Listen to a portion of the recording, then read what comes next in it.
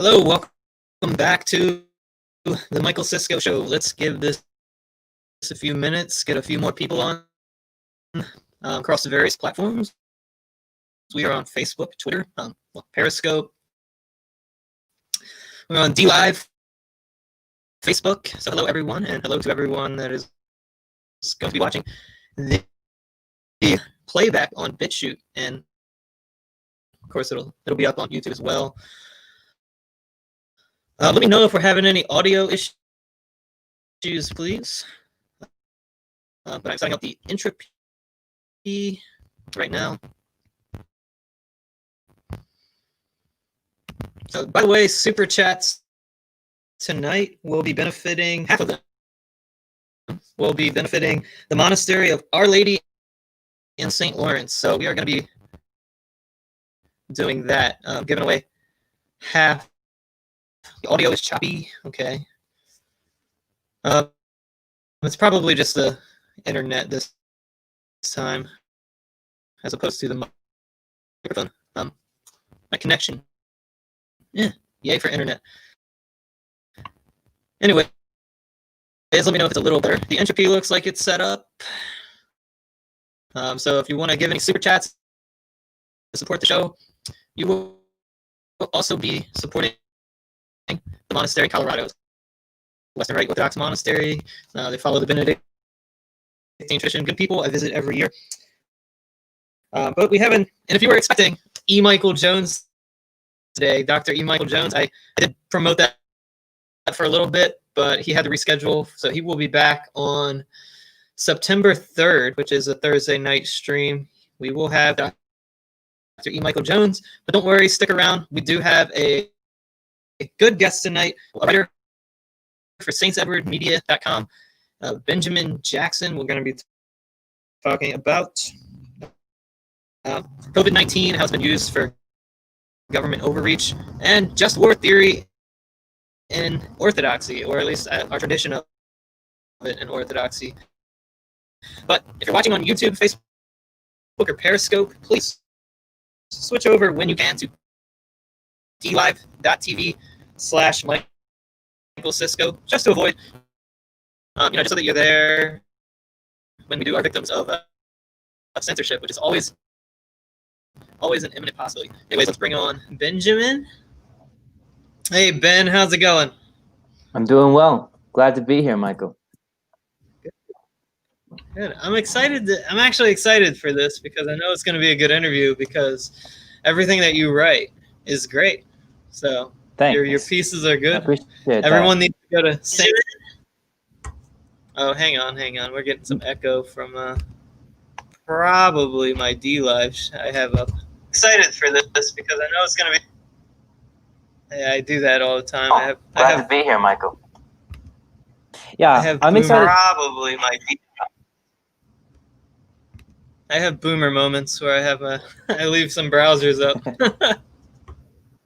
That's all right. But I'm excited to talk to you as well. Oh, thank you. Where do you actually live, Ben? I live in Bogota, Colombia. I live in South America, but I'm a part of ROCOR. My father's a ROCOR priest in Florida. I've spent most of my life in the United States, but I live in South America at the moment to fund my my imminent writing career, because the cost of living here is very low. I work online. Nice. So that's interesting. That just fascinates me that you live in Colombia now somehow. So, but so you're from where in America are you originally from? Well, I'm originally from Colombia. Strangely, before we became Orthodox, my parents were missionaries, Protestant missionaries in South America. But I grew up in New York, in Jordanville, and then in Buffalo, New York. Oh, okay, sweet. And then I spent most of my life in Buffalo after that. going to college and living there for a while. Okay. Yeah, Jordanville's beautiful. I went there last year, and I almost wanted to stay. So, but Yeah, I it's mean like, the monastery and the seminary are fantastic. It's one of the greatest places on the planet. But when it comes to living there, you realize that there is nothing else in the oh entire in the yeah, area. I it's mean, in the middle. it's really, yeah, it's the middle of nowhere, rural New York. And for me as a kid, it was honestly quite boring, which I'm grateful for because all of that, especially because I was homeschooled. So imagine living in a place with nothing to do and also being homeschooled. But I attribute my creativity to that experience, to be honest with you, because I became used to entertaining myself with my imagination. So Yeah, well, that's great. I'm glad to be able to publish you with that creativity on saintsedwardsmedia.com. yeah, Everyone needs. I was going to say it's a really good match. You and I seem to have the same, not just the same convictions and not aligning up religiously and politically, but also the same outlook, discuss things of having our tongue in our cheek a little bit all the time, which I think is necessary. I think laughter and not necessarily a frivolity, but just a sort of acknowledging the absurdity of the times and taking it for what it is and combating it, fighting fire with fire. I think it's necessary in this day and age. Yeah, I mean, it seems like the only way to maintain sanity, to be honest. But anyway, you did write a piece called "Quarantine Lessons from Watership Down," and I haven't actually read Watership Down, but I kind of I like the way that you Well, now you don't kind have to. of. Well, I should. Um, but you touched on how COVID-19 was sort of being used to expand government authority and just kind of a general paranoia. So could you kind of expound on or expand on how that's being done? I know you're in Colombia, Yeah, but maybe you can explain how is it being used there, and then maybe our listeners here in America can put two and two together. yeah. I'm repulsed as an American living in Colombia. I'm stunned daily at the. I mean, I expect the overreach from the government. That it's not a surprise, but I'm I'm surprised at the Colombian people's sort of collective attitude towards it, and it seems to be more typical for people to feel that this is what you're supposed to do, and you just have to do what you're supposed to do, and to question it and to be reluctant or adverse to it is just seen as a lack of virtue, which is really unfortunate. Um, I think masks are the easiest point to bring up and to attack because you could play devil's advocate that one should social distance and shelter in place and all that. Even though I don't really think those things are helpful, I can understand why somebody would support those policies and encourage others to do the same. But masks are just demonstrably foolish things to implement, especially national mandates that you have to wear one outside of the house. It's very silly. It doesn't take much research to understand that they really don't do anything, and the masks are the main reason why I personally am convinced that this is all nonsense, and the real reason for these policies is to control people and to frighten people. Yeah. Um, For me, it's like the only part that really. So I don't even care that much in normal, like in the workplace or in the stores. You know, where it really bothers me is in church, to be honest, because I feel like the face is an icon of Christ. We're all created in the image of God, and one place that in particular that you shouldn't be covering that to me is in church. It almost feels blasphemous in a way. Um, I maybe I'm agree. crazy. And no, you're absolutely right. Make no mistake, this is a spiritually motivated um attack.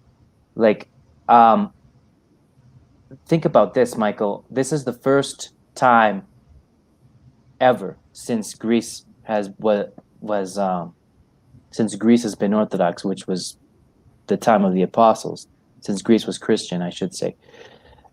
First time ever that Pascha was not celebrated.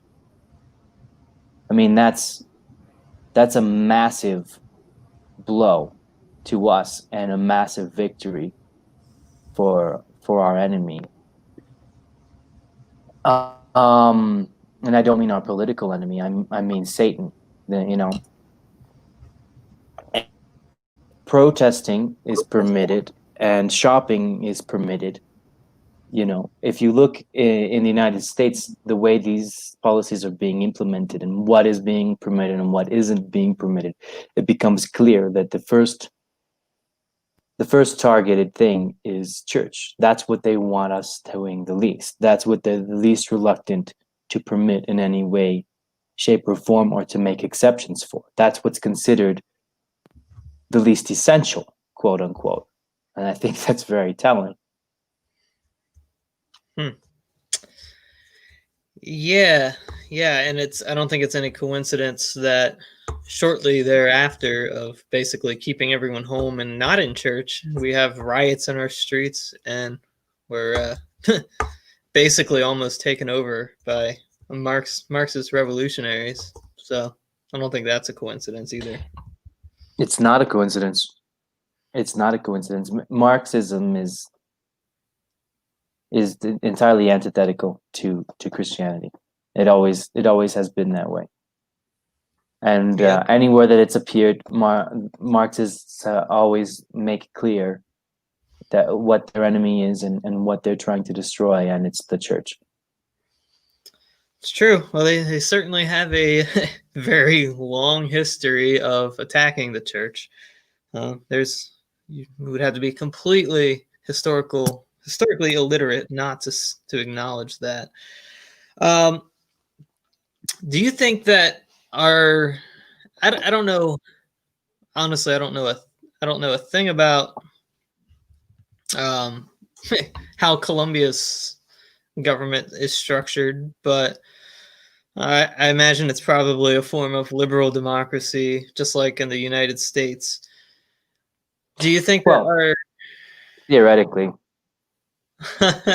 well, how is it in Colombia actual? is well, Colombia. I mean, there it is a democracy. There is voting, as there is in most of the world nowadays. But Colombia is notoriously corrupt and oligarchical. It's one of the countries with the highest discrepancy uh, of wealth, meaning that after having lived here for so many years, and people complain about income inequality in the United States, I laugh at them.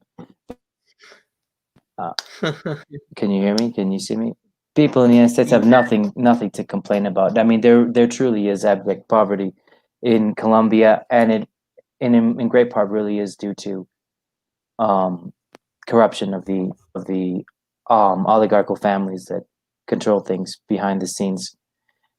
Um, there's a massive Marxist presence in Colombia. We've had a nearly 50-year-long civil war with insurgent Marxist guerrillas, uh, and now recently we've basically given into them, and so we've supposedly signed a peace treaty, and the official story is that the war is over and that we're at peace now, which a lot of foolish people celebrate. It's not the case. The war continues in the jungle and in the farmlands and in the less developed parts of the country. Marxists to have their own political party. Marxist terrorists, by the way, who are responsible for child trafficking and sex contraband trafficking to North America. These people are now part of our government. They have Senate seats in their own party, and a lot of my Colombian compatriots seem to think that this is a necessary concession to have peace. But what they fail to realize is that we don't have peace. All we've done is surrender territory. But I don't think that's what you want to talk about for too much of the show. But it's it's an unfortunate situation in Colombia. Yeah, to say the least. I think it's honestly, I think these things are hallmarks of liberal democracies in general. They always tend to turn into oligarchies, and I think it's true in the United States. I'm not saying it's at all to the extent, at least openly, as what you see in Colombia, but it definitely exists here. But I think we do have I agree. Yeah, I think the United Front of. Sorry.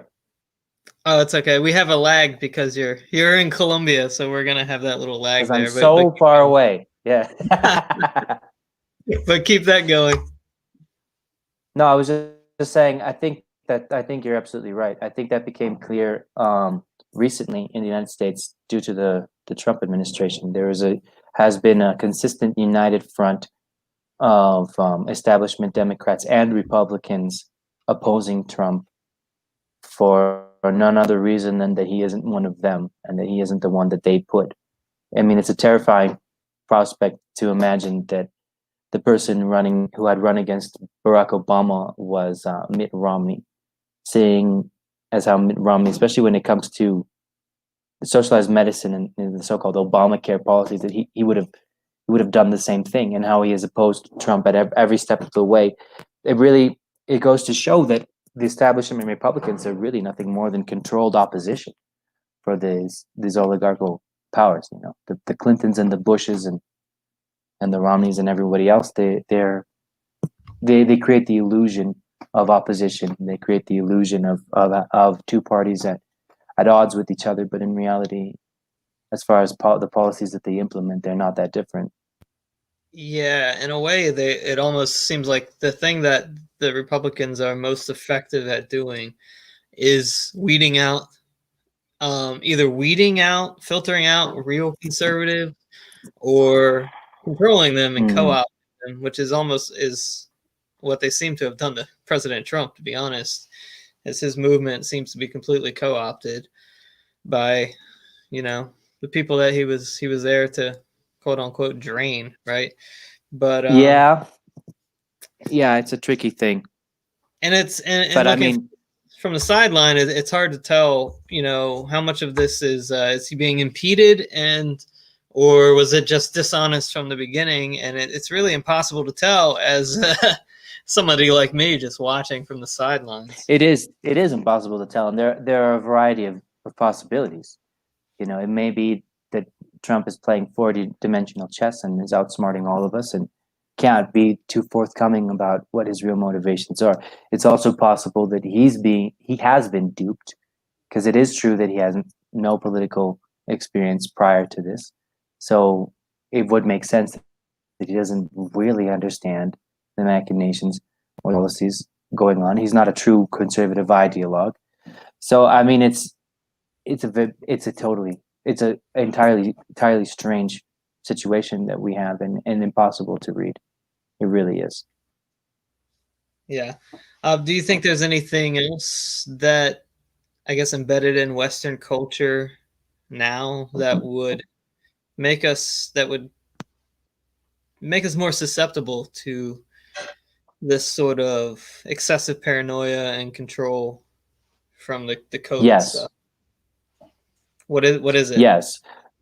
Well, it's the new set of virtues that are associated with the Church of Progressivism. I didn't see this coming, but even from when I was a kid, the writing began to appear on the walls of everyone encouraging us to,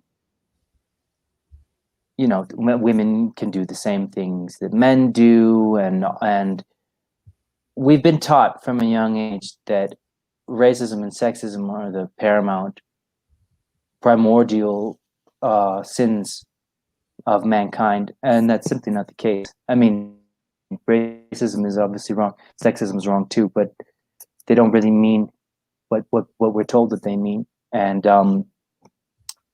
so people have kind of grown up with this new religion, and they have it, and it's their core belief for most of my peers, and I think that belief system, call it progressivism for lack of a better word,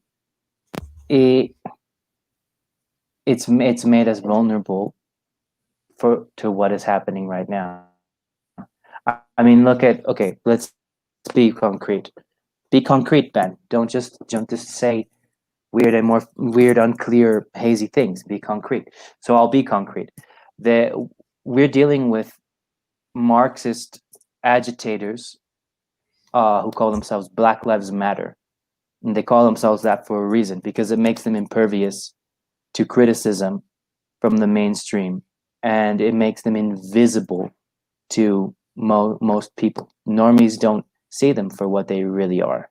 They see them as the good guys because they've been programmed since they were born to think racists are bad and anti-racists, well, they're good.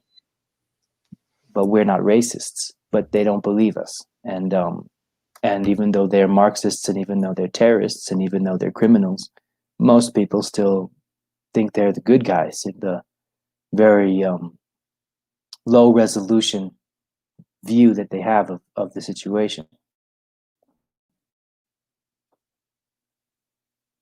Yeah, it's well, what do you let's for someone who may not know, what is a normie? Right. I'm just referring to the majority of people who are not as informed as you and I when it comes to these particular things of interest to us, specifically Marxism and how it relates to current affairs and modern politics. Yeah, so how does, I know you mentioned Marx, progressivism, and how that and postmodernism. I think it's all the same.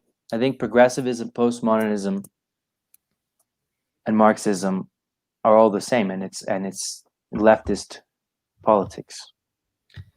But what is it about that makes us so prone to just be insane, like with the masks and what is it about these ideologies that makes it like a religious adherence to wearing masks and social distancing and such, just so freaking paranoid? What is it about about any of these ideologies that we're willing to just say, you know what, sure, you can have all these oversteps, we will completely accept this in the name of safety? What is it? In the name of safety. Yeah, well, that's it.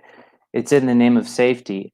All of these ideas, no matter where they come from, they all intersect at the same thing, and it's a basic lack of faith, because people that have faith are not afraid.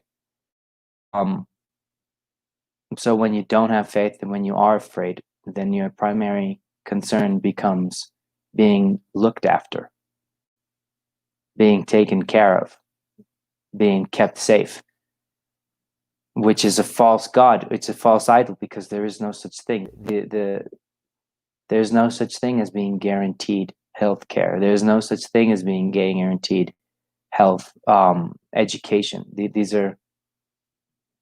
are unobtainable fantasies. Yeah, when we had a show, I had Michael Witkoff on the show, and we brought up we were discussing Marxism, and of course, Karl Marx was pretty explicit in that he believes that the state should basically take the place of God and religion. Is the same true in progressivism and neoliberalism? I think it's indisputably the case that it is. I mean, these are the things that they promise, even in the United States. You know, healthcare for all. Well, that was more of Bernie Sanders than Joe Biden. It's hard to tell what Joe Biden is up to, but I remember when Obama. I guess we can assume that Joe Biden is just a lower IQ version of Barack Obama as far as policy. I remember when the fervor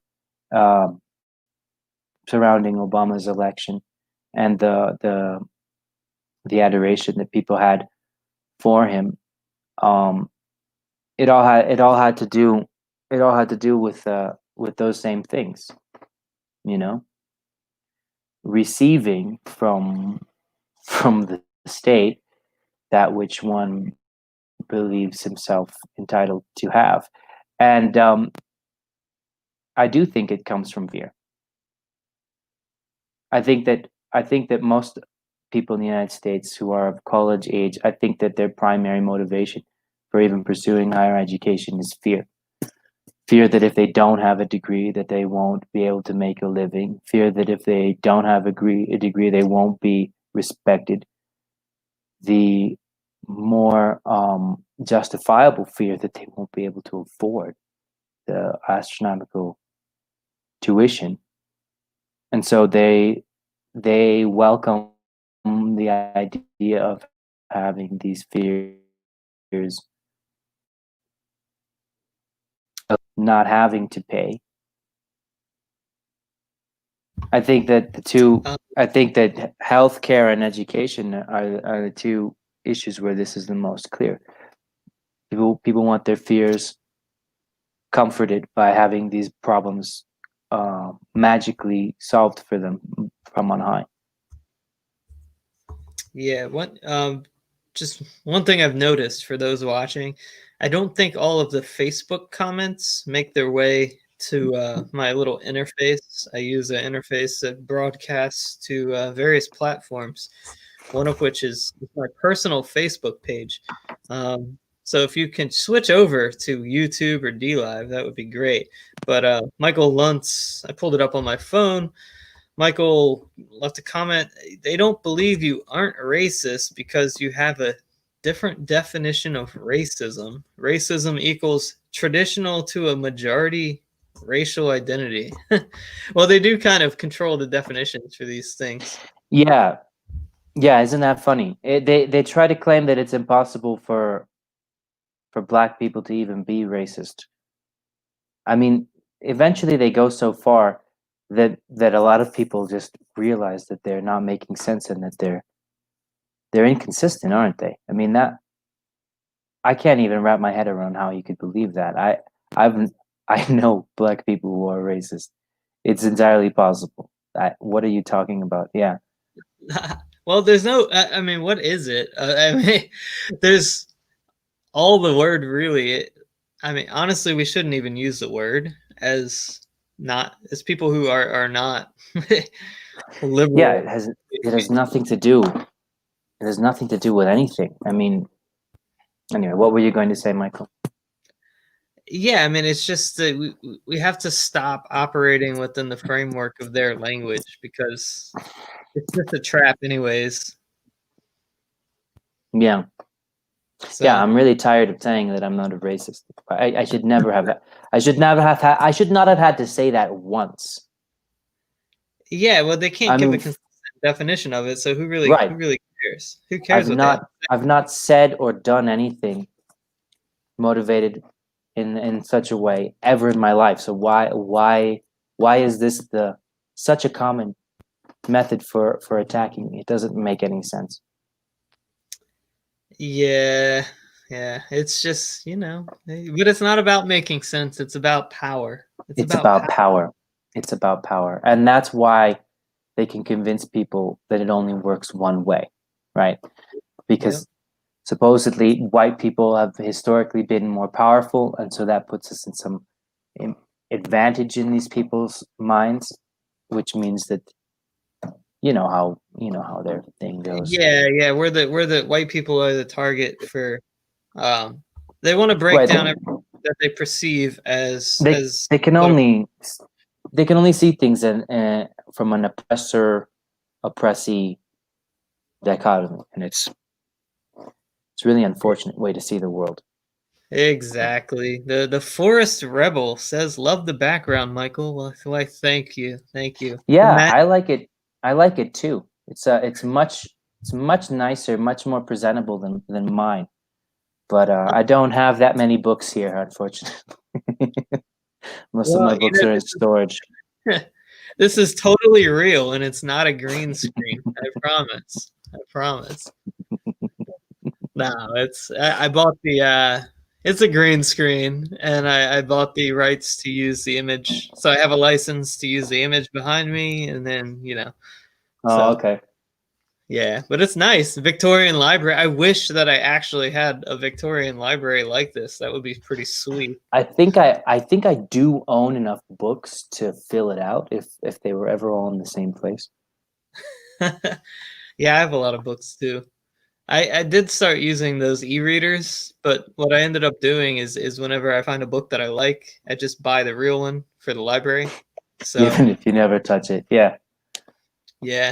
Michael, finally on YouTube, Mix. Yeah, all right. Well, thanks, Michael. Thanks for switching over. But if you really want to be a boss, switch to D Live, which I only have 18 followers on. But eventually, I'm gonna get kicked off of YouTube, and you're all gonna have to switch to D Live. So you may as well do it now. We all need the alternatives. Yeah, BitChute, D Live, Parler, all of the alternatives that actually allow conservatives. Yeah, and I have the you're not safe on Twitter. You're not safe on YouTube. I have the BitChute link in the description. We do upload the they don't have live streaming capability yet, but we do upload the playback. So we're kind of at halftime here, so we're gonna do a little pivot. But I just want to remind everyone that if you do feel so inclined to send the super chat, you can use the Entropy link that is in the description, and half of the proceeds for all the shows for this entire month, which are going to go to the monastery, also known as Lady Minster, or the Monastery of Our Lady and St. Lawrence, which is a Western Rite Orthodox monastery in Colorado. Beautiful place. The abbot is awesome, Abbot Theodore. So, and if you ever get a chance to visit, go out to Canyon City, Colorado. It's in the middle of the mountains. It's in a valley between two mountains. So I can't imagine a better place for a monastery, to be honest.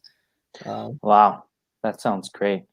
Yeah, it's awesome. And I'm a much to many people's chagrin, I'm quite fond of the Western Rite, but that's a debate for some other people to have. Yeah, I think we could argue that the entire time of a video. We better not even touch on that, or we'll never talk about anything else. Well, I guess we're not getting any super chats from you, huh? Suffice it to say that I understand why you feel that way, and I'm only 90% sure that you're wrong. So. Well, here's the thing: if Rocor has it, then it's got to be all right. Rocor has Western Rite, so I can't argue with that. Until Metropolitan Hilarion says this is no good, then I don't think His Eminence is right about everything. I won't be specific, but I do think he's more likely to be right than me. So I'm willing to throw my lot in with him and let him make the choices. That's what bishops are for. It's not up to me. I'm not a bishop. So that's all I have to say. Yeah, I understand. I totally understand. But it's all right. It's all right. We can agree to disagree. Father Chris Johnson says Rocor is merciful, which is that's funny. Michael Luntz says you'll always be Antiochian in my heart. So when I was chrismated into an Antiochian church, I became Orthodox via the Antiochian Archdiocese. So there will always be a soft spot. There will always be a place in my heart for Antioch too, Michael. Always, That's there fair. always will be. So, but if you guys feel so inclined, please offer super chats. They do go. We will be every episode. I will be giving them to a monastery, a parish, or a charity of my choice. It's for a good cause. What would you rather, buy an expensive coffee or help some monks? That's Come true, on. and they'll be praying. They will be praying. We'll have them. The more money we send them, the more they'll be If you, praying for our show and if you think all of about your it, it's an investment, really. It's true. It's true. Very true. Even if the Western Rite prayers count too. So. Oh, they do count. They do count. That I've had that demonstrated. That's good. That's good. But we do have an extra, so we're kind of pivoting to a totally different subject than what we started out with. Yeah, there's so many things for us to talk about. I don't know how you're gonna make up your mind. But I think you wanted to keep it to do with the pieces I've written so far. Yeah. So you wrote a piece called "Traditional Christians Are Not Pacifist," and basically, there's been kind of I know what the motivation was. There's been some controversy in. Yeah. I mean, I wanted to bring people's attention to it without mentioning it. Yeah, well, we don't have to mention it now. We're not going to say any names, which I even on a couple episodes back, it was brought up, but we didn't. I don't think we said his name.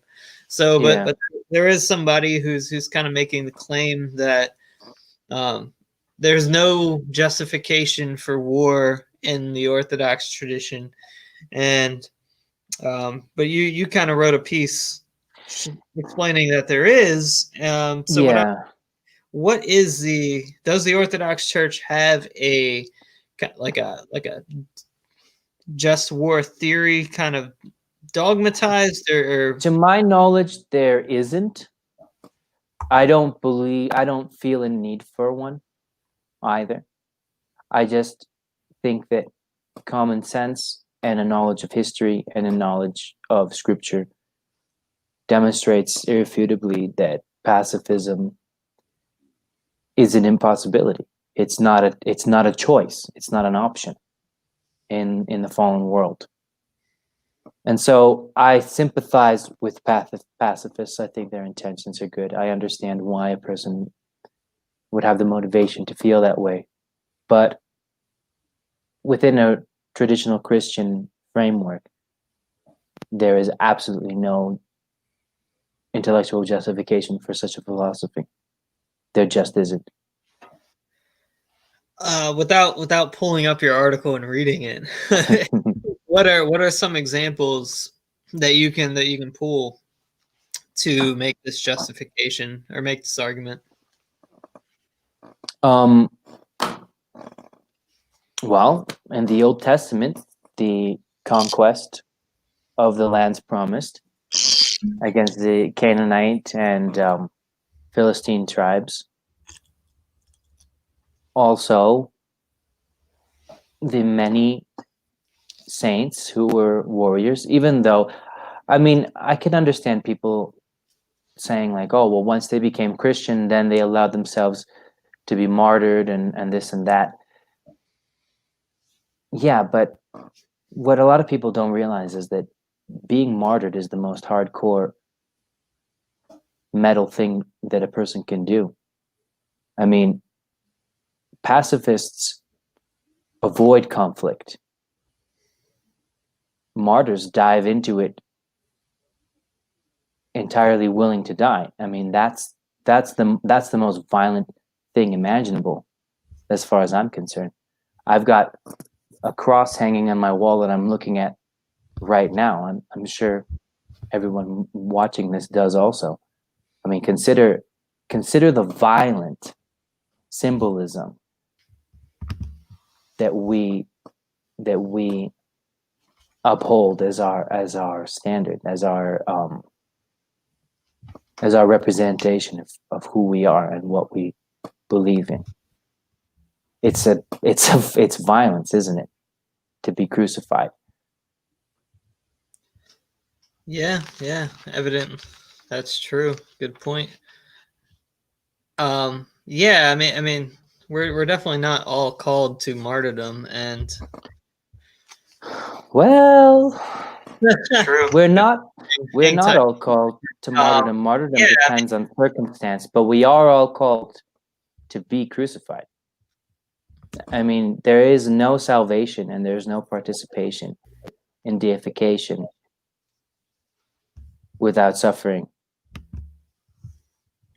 It's true. I mean, we're definitely all called to a type of martyrdom for sure. Right. As far as like actual meeting our death for our faith, that is something, because I mean, Saint Anthony wanted to be a martyr, and and he wasn't allowed to, because he was the only one that could start the Synobetic practice. So they couldn't spare him. yeah, and quite frankly, you cannot preserve Christian civilization with a country of nothing but martyrs. I mean, certainly wouldn't have. You would have lost about probably 800 years of Byzantine history. Well, how long did the Byzantine Empire last? I'm not very good with figures or dates, but I think it was longer than the Roman Empire. Oh, for sure. Yeah. Isn't it crazy how nobody knows about the Byzantine Empire? It's almost as if there were a deliberate and malicious, orchestrated plan to not let people know about Orthodox Christianity. It's true. And if anybody's wondering, I'm not sponsored by these people, but if we have any whiskey fans out there, Jefferson Reserves, very old Kentucky straight bourbon whiskey, very small batch. It is delicious. Oh man, all I've got is beer in my house. You're making me envious. Well, I figure, what else could I possibly drink that matches this back? You're right. I mean, it's really just an aesthetic choice. But we do have some questions in the chats. Let's check the super chats real fast. No super chats yet, but nobody wants to invest in their own salvation. All right. Michael Lund says, why doesn't the church make bold moves to infiltrate the public educational system? Well, I don't think that is really. So this kind of makes sense with the Byzantine Empire stuff, right? So partly because the church is operating within the framework of a liberal democracy here and where we live, right? So we don't really have that symphonia between the emperor, who's in charge of the temporal realm, and the church that would be in charge of the spiritual realm. But there was that symphony relationship in which the church could actually influence that. In our current society, it is the lay peoples that would have to organize such an initiative. And to be honest, in the United States, we are so small. Orthodox Christians alone make up less than 1% of the population of the United States. And if you want to actually, people who attend church is probably more like 200 to 300,000 out of a country of 300 million. So I'm not even sure if an organized effort with the Orthodox would even be that effective. So what we have to do is we have to build coalitions with other Christians, such as traditional Roman Catholics, Of course, keep proselytizing, build the church, grow the church via proselytizing. But we have to build coalitions of like-minded people with similar values, and that's the only way that I can see us actually accomplishing anything with that. We have a lot of chats. Homeschool. Oh yeah. Homeschool. Start a homeschooling coalition with other like-minded people. It's not complicated. It's not difficult. There's not much to education. You have to learn history. You have to learn mathematics. It's not rocket science. It really, really isn't. There's no mystery to it. And believe me, the losers and the fakers who work at schools, who try to convince you that only they are qualified to do it. I've worked in schools. I've been a teacher most of my adult life. Most teachers are morons. Well, it's not hard. It's not hard. It's not hard. One of our, I know for a fact, one of our people in the chats is a teacher. But I think he's one of the ones. He's one of the ones that isn't a moron, and he knows it. And I'm not talking about him, and he understands that. Well, he's. There's been some people who have explained a process that teachers in the United States go through, and it's like an indoctrination process. It's insane. It'd be very nice if somebody would write that. I've been through it. I have a degree in education. I'm a United States college educated teacher, so I know what I'm talking about. You don't need it. Get out. Don't go to college. Don't go to school. Homeschool. It's okay. You can figure out your timetables without a professional. Believe me, it's not hard. I mean, I would say I read so many. You can actually self-educate, but nobody at these schools or institutions are going to teach you how to think. They're just going to tell you what to think. So, complete waste of money. I agree, and I mean, obviously, having someone teach you is better than self-educating. It's just, the problem is that the people who are motivated to do so and the people who are encouraged to do so, we have to play by certain rules that are very restrictive, and it's more propaganda than education. And I'm saying that as someone that's worked in schools most of my adult life, so I know what I'm talking about. That's very true. The Forest Rebel says, I'm reading the German anthropologist Helmut Plessner, whose theories in vein of Schmidt that the very foundations of human identity rest on an inside and inside down to the cellular level.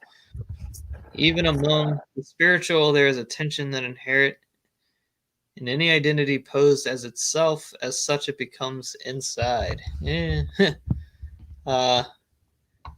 Seems a little over my head, bro. But well, I think he's talking about like in group thinking, but we have to be really careful about that, because as much as people like to pretend that we're all racists on the right when we aren't, there are some, and we have to be careful to keep them out.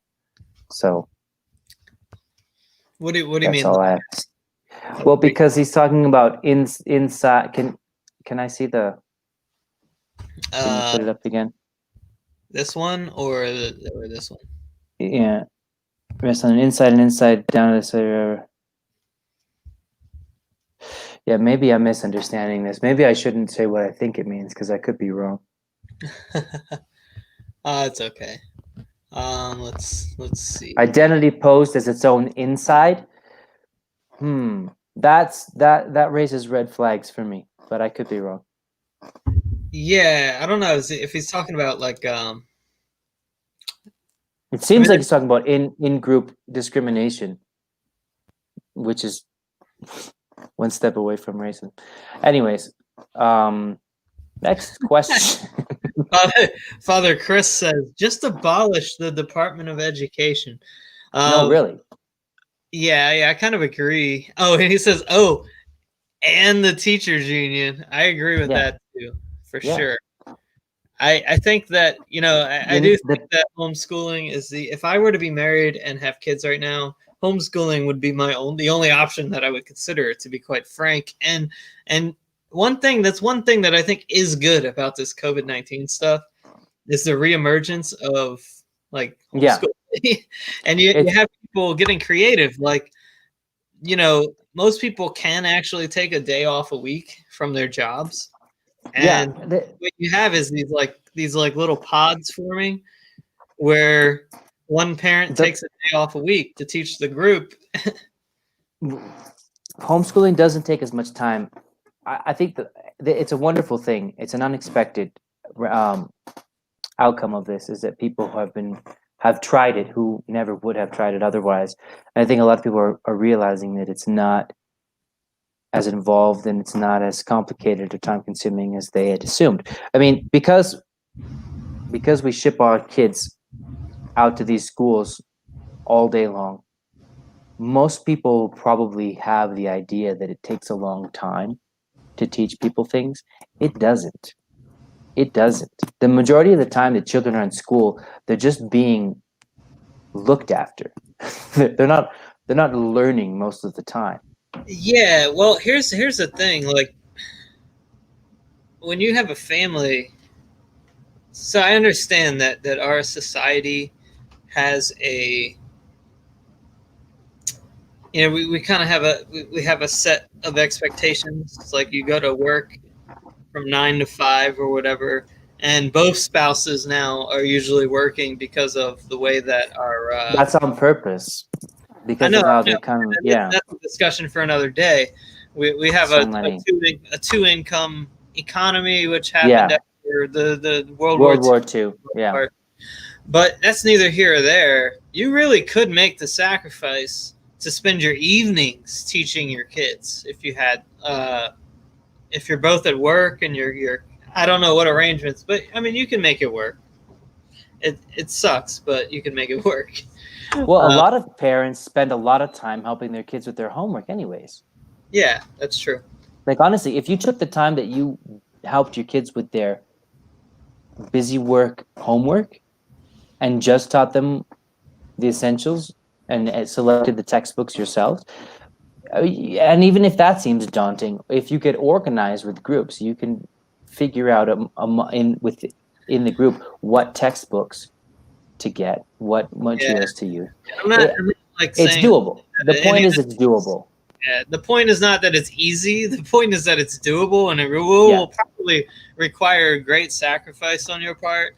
But to me, the trade-off between your kid getting Marxist ideology or even progressive is, it's just a fair trade-off. The Forest Rebel says, "Good night, everyone. Good show. Thank you. You have a good night. Hope you tune in next time." Anyways, I think everyone else talking is kind of just talking amongst themselves, so we can get back to the topic at hand. All right.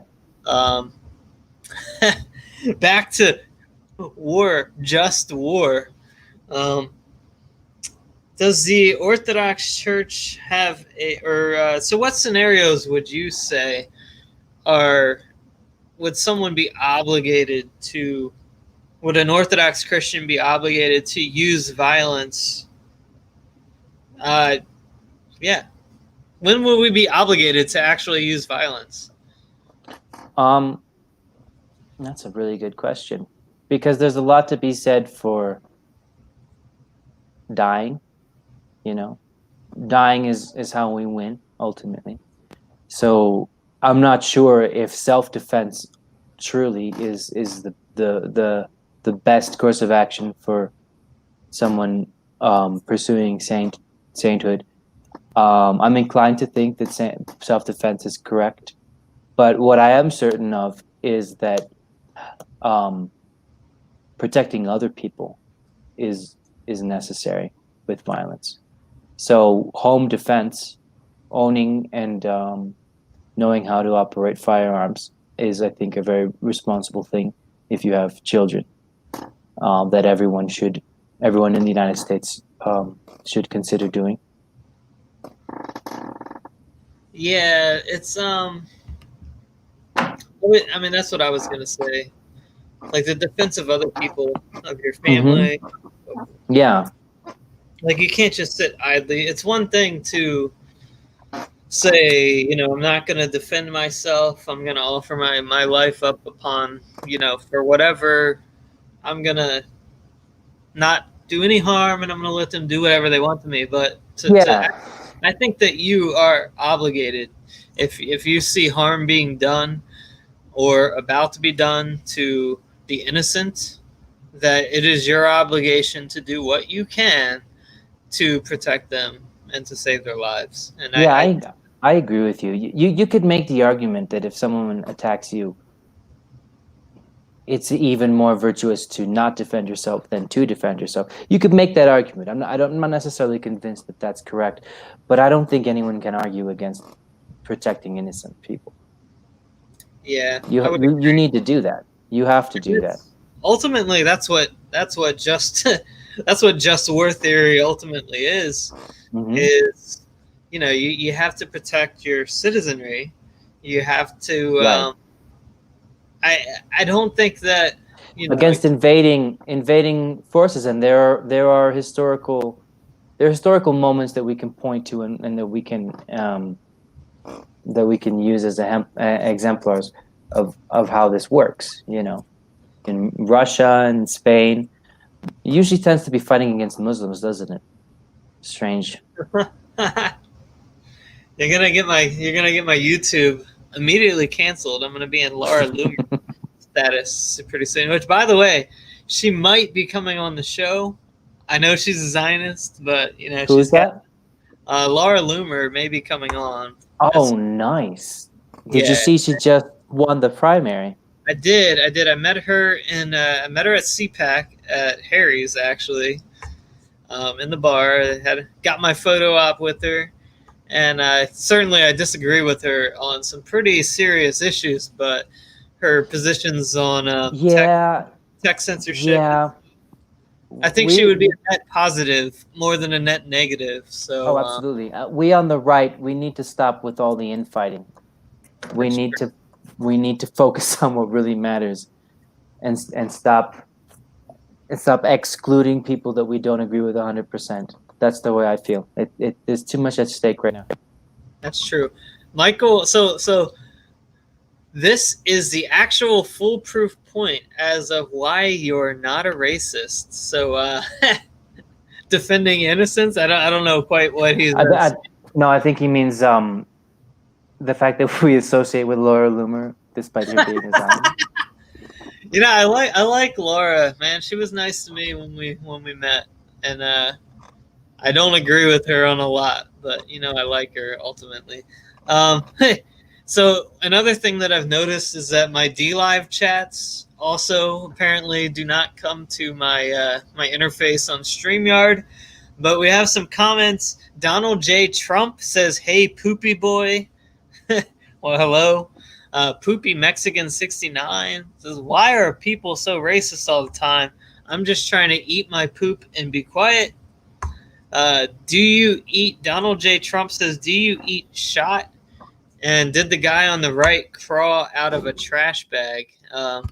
I did crawl out of a trash bag. That's the trash bag there, hanging on my weird furniture. You can see it. It's black and large. That's where I sleep. So I'll be going back in the trash bag shortly. Well, I don't think what else we got. A trash bag. I think that's what he was. I think that's what he was saying. That's okay. Whatever. He just doesn't understand. He just doesn't understand my post-punk aesthetic. He just doesn't get what I'm going for here. Well, you know what? We're supposed to.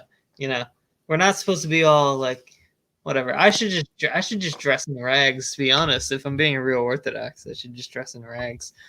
But let's see. The conversation of defending innocence. Innocence is 1000% without racial category for human beings. Okay, so that's what he meant. So yeah, you're right. Oh, that we're not racist because we want to defend innocence. Yeah. I guess you're right. I mean, that's an interesting. But I mean, the definition of the word. Who's controlling the definition is what determines that. And so I think Well, they it's actually changed it. They they do. literally changed it on websites like dictionary.com.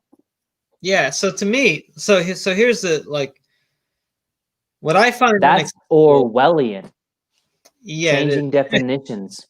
it really is, but it's happening. But for me, I grew up. This is the way that I grew up. Like for me, it was an individual thing.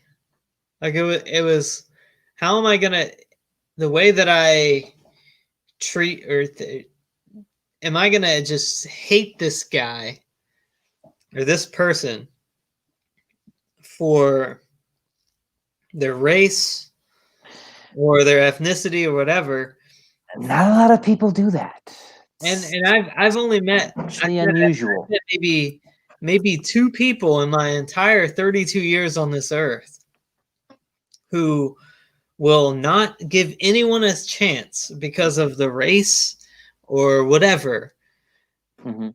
But to acknowledge actual patterns of group behavior, which is actually called sociology, believe it or not. Right. Yeah, exactly. Exactly. It has everything to do with culture. Yeah, so is sociology dead? Does that not exist? The study of human behavior and human groups, does that not exist anymore? I'm confused about that. Want it to exist anymore. They don't want anything to exist anymore. They yeah. I don't know.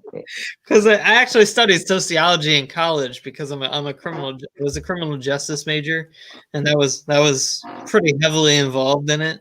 Was sociology, so I'm curious as to whatever happened to that group behavior and pattern recognition. It's apparently racism now. So Well, when they try to convince you that well, they don't want you to know the facts. They prefer you to ignore the statistics, prefer you to ignore the data, and they just want you to have like this religious adherence to assuming that whenever something happens, it's because of prejudice. It's because of what is it they say? Systemic systemic. racism. Which, What is that? What does you know that what? mean?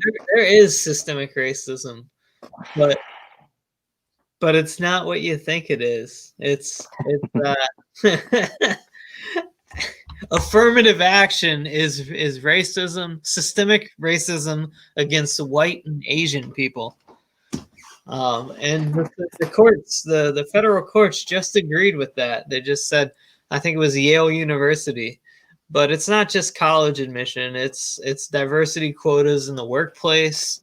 Um, all of these things. See, the reason for having these things in the first place is the assumption that if they didn't have these policies, that black people would never succeed or never be given a chance because everyone just hates them. That's not true. That's not true. And even if it were, it's called the teachers union. You're right, Father. It's simply not the case. But if anything, affirmative action and these things, if anything, they encourage more racism because they encourage resentment and they cause people to be where they shouldn't be, and it makes people work with people that they didn't choose to work with, which is not healthy. But think about it. I'm interviewing two people for a job. One of them is perfect, qualified, I get along with him very well, but he happens to be a black person, and the other one is less qualified, less competent, less good of resume. What kind of a moron is going to choose based on, I mean, if you're at all interested in profits and success, you're not going to prioritize someone's race over who actually makes sense to hire. I mean, that just doesn't make it just doesn't make sense to do that. There's no incentive. So if you're qualified, if you're educated, I really don't think race is as much of a factor as everyone is trying to convince you that it is? I don't know, man. It's getting kind of crazy over here. Of course, it's easy for me to say as a white person, right? I've had it so easy. I've been able to get any job I ever wanted, and I have tons and tons of money, right? Isn't that the same for you? Aren't you inordinately wealthy? I'm living in Bogota Yeah. on $900 a month Dude, I can't because even that's I can't even that's get a how real easy it is for me to achieve what I want as a white person. Give me a break. No, I feel you. It's no, the diversity quota thing is definitely real now. If you are white and heterosexual, You're at a you are at disadvantage, actually. you are at a disadvantage. But To recompense for a supposed advantage it isn't obvious to me that we ever had. So, anyways, yeah, it is what but it is. on top of this, we're supposed to pay reparations now too. Which, if you ask me, we've actually been doing for the last since the Green New Deal, since the New Deal started, with the whole welfare state. That to me has been reparations enough. But The welfare state is a way of keeping blacks enslaved. Actually, is the way I see it. yes, yeah. But if we keep going down this discussion, So many things to talk about. my channel will be gone tomorrow. So and there'll be another article about me in Right Wing Watch. Next time you talk to Laura Loomer, ask her to get you a show on censored.tv. No, I'd rather build my channel and my business. Oh, okay. But Father Chris goes, the Civil War was reparations. Literally. Yeah, a lot of white people died. Like literally. A lot of us died for the freedom of African Americans. You're welcome. All the wealth built by slavery was destroyed in the war. Also true. Period. End of story. Yeah, that's true. And none of us alive ever owned slaves, and none of you alive, nobody alive now has ever been a slave, except for modern day human trafficking, which is a real thing. But it's believe it or not, white women are the usually the targets for that, and I do believe it. it's true. White women are they are the most desired for sex trafficking, and they have the highest price. So, not at all. I have no idea who's responsible for that. But no, that's I don't know who's responsible for that. I will never commit suicide. I just want to say that the Clintons are wonderful people. I have true. no problem with them. Um, If anything should happen to me, please inquire. I love all of our allies in the Middle East, especially the Democratic ones, and I will gladly send my children to die for our greatest ally. And on on that note, please subscribe on dlive.tv/Michael Sisco. Follow us on BitChute as well. I don't remember I think it's Michael Sisco, the Michael Sisco Show on BitChute, but the link is in the chat. We are having Sunday is going to be big. Red Eagle Politics is coming on. I think he's got like 43,000 subscribers on YouTube, so he's going to be here Sunday. I stream Thursday nights and Sunday evenings. Let's see here. We have another chat. El Mostrito. Okay, well, we don't have Yeah. to read that one. That's true, and there still are slaves. Like, if people are really worried about slavery, and there aren't any slaves in the United States, there are still slaves in Africa. I don't understand why anybody isn't. I Well, don't that, understand why these people yeah, aren't protesting that, aren't trying to do anything about that. it was started by the Arabs, the trade That's in true. general. And do you Arab want to Muslim. know who also is still predominantly in charge of that trade? The Arabs. What a coincidence. Maybe they should pay reparations. But Right. Father Chris Johnson, in regards to our greatest allies joke, he says, "Sigh, learn geopolitics." Uh, I understand where you're coming from. An ally. I get it. I get it. You know, an ally. This is probably a subject for another day that I could maybe bring on a guest that got me in trouble once. But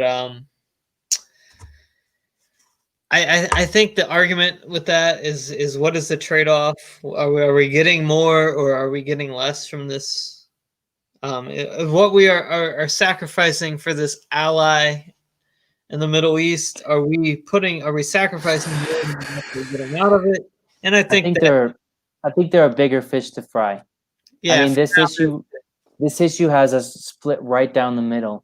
There are so many conservatives on one side of it and so many conservatives on the other side of it, when we all yeah, agree on much more important things. It seems it's to not me. really my priority, to be honest. As long as the Right. balance is in favor of putting America first and not greatest ally first, I I'm agree. I'm America okay. first. And I frankly um I'm not opposed to their existence. I don't care. Because sovereignty is ultimately who has the ability to enforce their sovereignty, and they've demonstrated that ability. Therefore, I don't care. There are some things that I wish that they would do. Um, I wish that they would treat some of the Orthodox Christians in the area better. I think most people understand who we're talking about, but there are some Orthodox Christians that are in the area that seem to be kind of lumped together unfairly with some of the Muslim groups like Hamas, and you know, they could do a better job of you know, treating Christians better, but they want to treat them all like it doesn't really do them any political expedience to acknowledge that there are Christians there that are being persecuted for being, you know. But it is what it is, and I care primarily about America and what's happening here. So I don't really. Yes. Yes. Sorry Not about. worth. It's not worth arguing over when there are more important things to take care of. Yeah, and Father Chris brings up, Hamas curries favor using Palestinian solidarity. Too many Orthodox believe the Hamas propaganda. There might be some validity to that. I mean, that's Yeah. an argument that could be made, but frankly, like I said, I care more about my main issue is the millions of the billion, the absurd amount of money that we send there that we could be using here. Um, That's true. Frankly, But the yeah, same goes for a lot of things. yeah, and I don't just apply that money specifically to that region. I just like foreign aid in general. I oppose because for one, it's Yeah. unconstitutional. That's a good way to put it. Yeah. If we're gonna have a constitution, we may as well follow it. Senator Rand Paul has made the case for why foreign aid is unconstitutional, and I agree with him. And I not only Yes. that, He's great. yeah. I don't particularly. I'm not. I am kind of on the record for being a monarchist, so it's kind of ironic for me to make a constitutional argument. But if we're gonna live under the Constitution, we may as well follow it. Well, I'm a monarchist too, but we don't have a monarch, No, unfortunately. we don't. We So don't. But to me, it's absurd that supposed allies we should be sending money to. I think that allies should be giving us money to be their protector and to for the services that they receive from us, they should be giving us the money for. And so, Yeah, I don't have a problem with our greatest ally. I just have a problem with the United States being everybody's bankroll exactly, globally. and that's pretty much where I'm at. But that's we can have some people on for a debate for another show. But yeah, Thursday night, tune in. Sunday we're having Red Eagle Politics. Nice. And then on Thursday, we have Vincent James from the Red Elephants coming on. So a couple of good guests, good solid guests. And then September 3rd, Dr. E. Michael Jones will be on, who is I don't know him personally, but I'm friends with some of his staff quite well. So, but he will be at least an interesting conversation. It'll be an interesting conversation. But any final thoughts, Ben? Just keep supporting Michael Sisco and everything that he does. Read Saint Edward's Media. Read everything and anything that I publish on that website and everything else. And if you don't mind, I'll just plug. I'm writing a comic book. I'll release it next year on Indiegogo. So stay tuned for that as well. And God bless.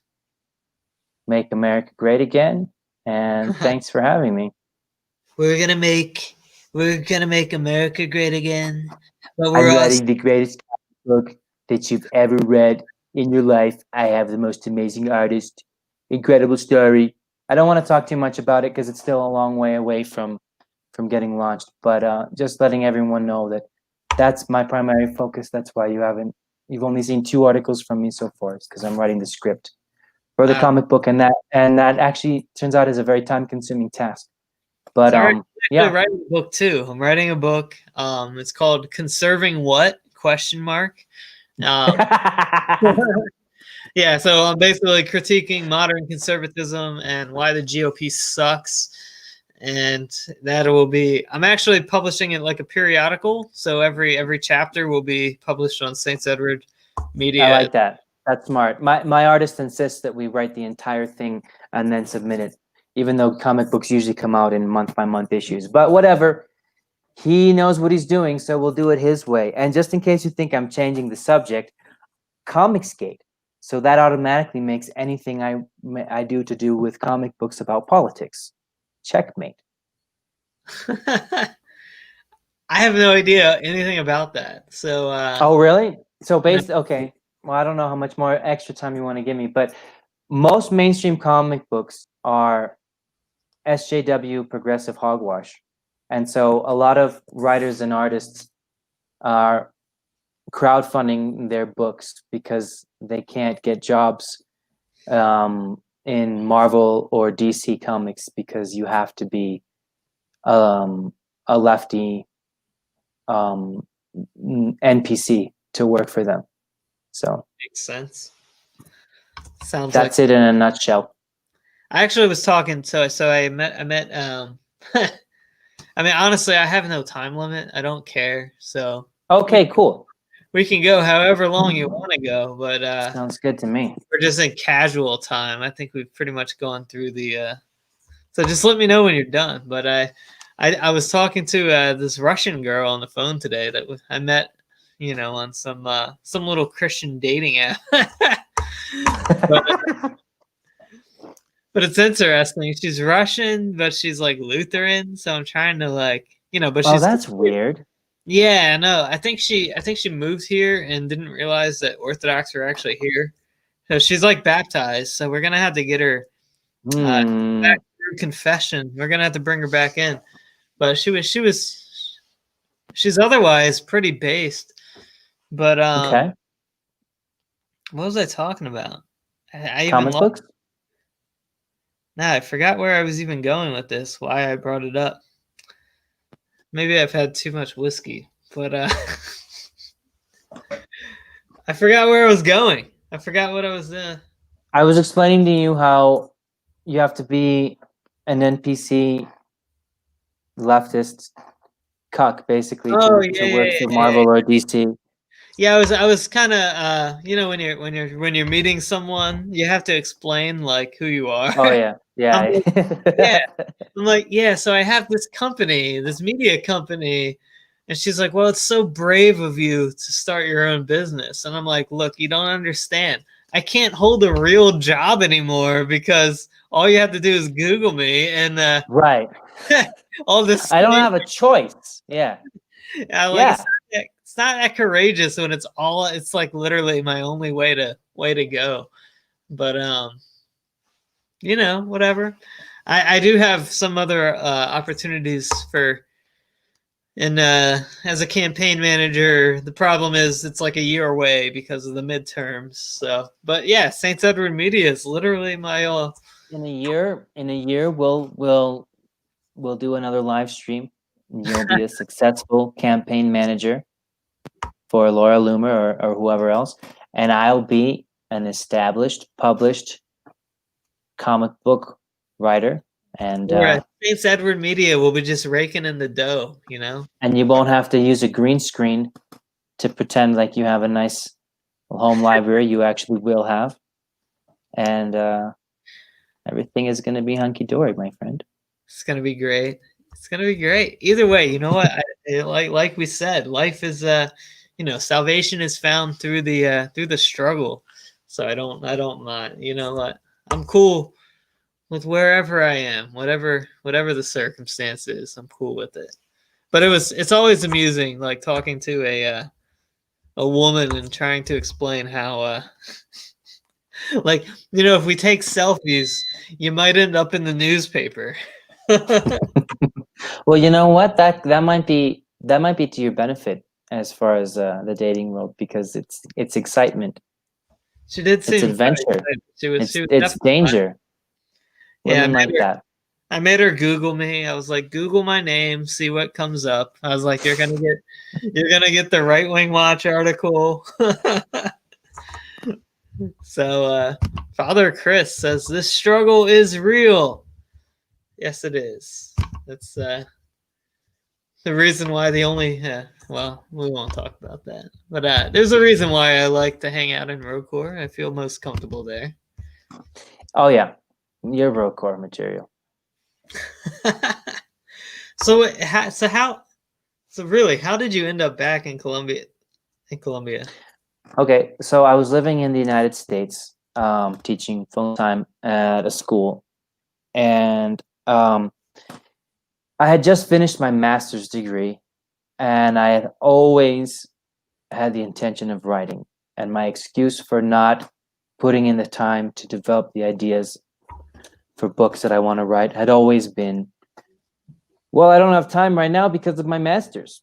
I got to write term papers. I got to do investigations, research for my thesis. How could I write? I'll do it after. So basically, the 2019 was me discovering that even free of my master's thesis obligations,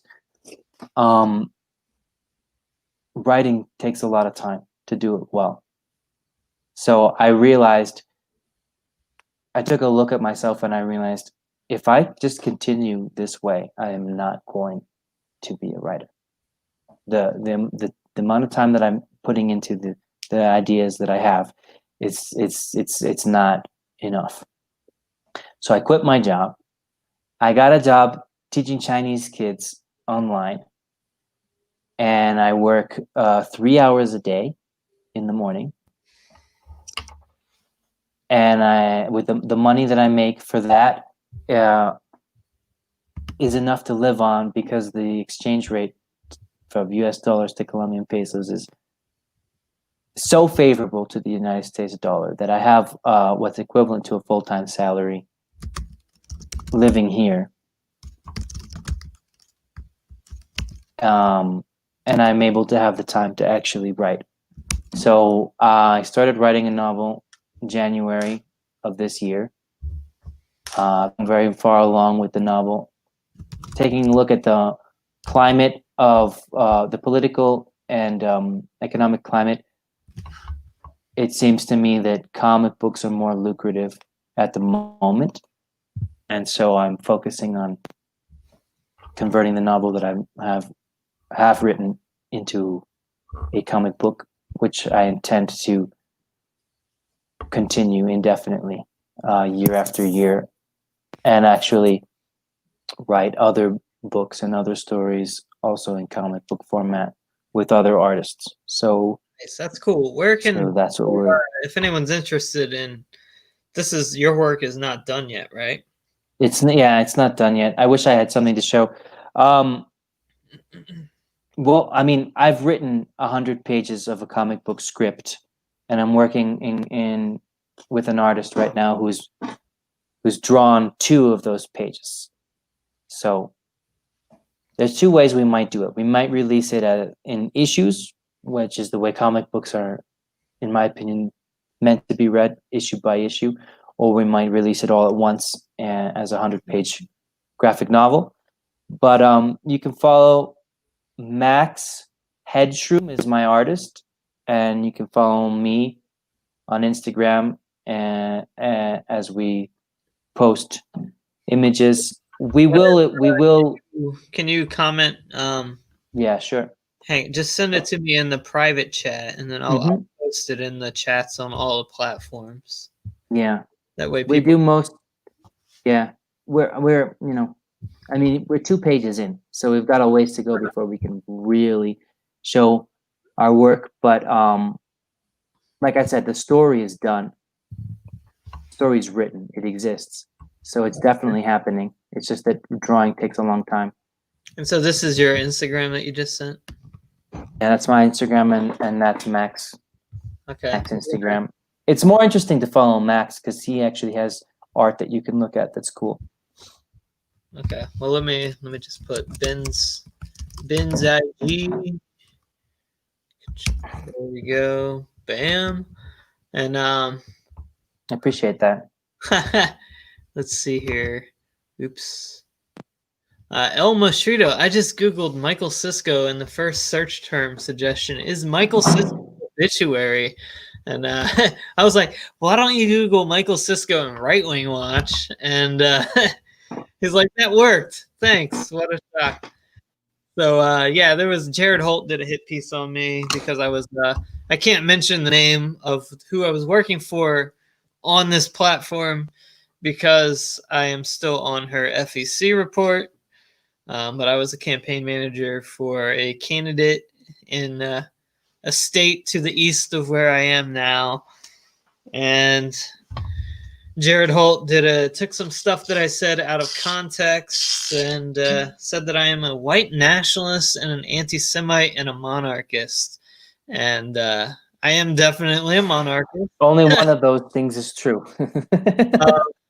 However, I do not ascribe, I don't believe that, since I don't use somebody's ethnicity as a individual judge for character.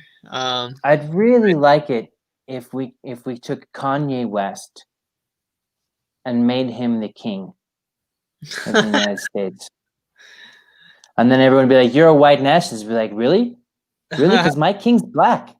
Well, I'm actually volunteering for a black Republican candidate right now, and since I'm a volunteer, I can actually say her name, and it's Kim Klasick. Oh yeah, she's yeah. great. I'm a volunteer on her campaign, and I've had her on my podcast. And if I don't believe that it is ethical to create a white ethno state in which we deport all black people, because they've been here for 400 some years. And so one thing that white nationalists will always have to answer is, so how long do they have to actually be here for them to not have a valid claim to be here? And we brought them here. So, like I understand, like the homogenous societies, yeah, they work better. But you have to address this question. Like we brought there what ethical solution are you going to offer to exclude these people from our continent? You know what I mean? I do. So I've never identified as a white nationalist. Um, yeah, I reckon you have to be a complete moron not to recognize group patterns, and that there are. But what are the solutions that you are offering to? Well, I think also the point is that these group pattern behaviors, it's not because any race is less or more intelligent than any other race. It's because culturally people have been engineered to behave in a certain way. It's deliberate. I mean, if you incentivize women financially by giving them more money not to be married than to be married, and more money for having more children than for having fewer children, then obviously what's going to happen is that children are going to grow up in a single parent household, which is the single most detrimental thing for a person's psychology and the single greatest indicator of future in crime. So it isn't because they're black, it's because they don't have fathers. And that was that's on purpose by or when Dr. E. Michael Jones is coming on the show, and this is part of what we're going to talk about, the destruction of cities.